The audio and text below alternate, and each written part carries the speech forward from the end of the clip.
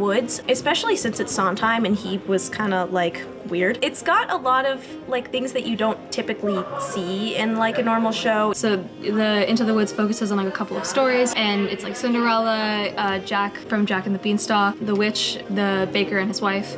And so they start very separately and they all kind of intertwine by the end of the show. So it's Into the Woods, right? It's like a bunch of fairy tales, they all kind of converge on each other, and then like they all get their happily ever after. And then Act 2 is kind of about how happily ever afters can become not so happy, like the after side of that. There's an Act 2 after everybody's happy ever after. I've always been a Sondheim nerd, so I'm very excited to do Into the Woods. It's just, everything is very intentional and it all feels, I don't want to say the word magical, it all feels magical. Okay, so the baker's wife really wants to have a child, but there's like a curse on her house, so she can't have a child, and she has to collect these random things to make a potion. And so that's like a lot of the plot of the first act, and it's kind of us like running around the woods. So Cinderella's story is one of the core stories of the show. Cinderella is a really interesting character. She is very vain.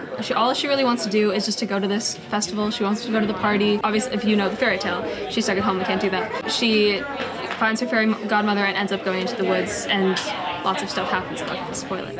And I'm playing both the narrator and the mysterious man in our production of Into the Woods. I think it's very interesting because there are all kinds of choices and interpretations I can make. That's even more true because I'm also playing a character within the play. I can decide how they're related and how that reflects on what it is. And the baker has a very similar role in the show. We're both together just looking for the different ingredients to make the potion in the beginning, but he struggles a little bit with figuring out how his relationship works and how to act in the relationship as a grown, mature adult man. So I'm like the stage manager. I call the cues. I make sure everything's organized. I make sure people are where they're supposed to be. My favorite song that I get to sing is definitely No One Is Alone. It's near the end of the show. I feel like it's really applicable to society where it's like no one is alone in their opinion and you're always going to disagree with people, but everyone has someone who supports them, and it's just like really putting yourself in other people's shoes. I think it's a really powerful song.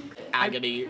Agony. Yeah, Agony. I really like the princes. They're so funny. Agony is my favorite song. I know every word to Agony. In general, we put a lot of time and effort into these shows, and that reflects itself. It's a really good cast, honestly. I think everyone's really talented. I think Into the Woods, I mean, it's pretty recognizable. I think a lot of people know the songs in Into the Woods, and I think it's a really fun show and people should come see it. Because it's awesome, and like everybody's really talented, and we've worked so hard. The music is incredibly hard, and like we've worked so much on the music, and it's gonna be so great. So yeah, y'all should come see it.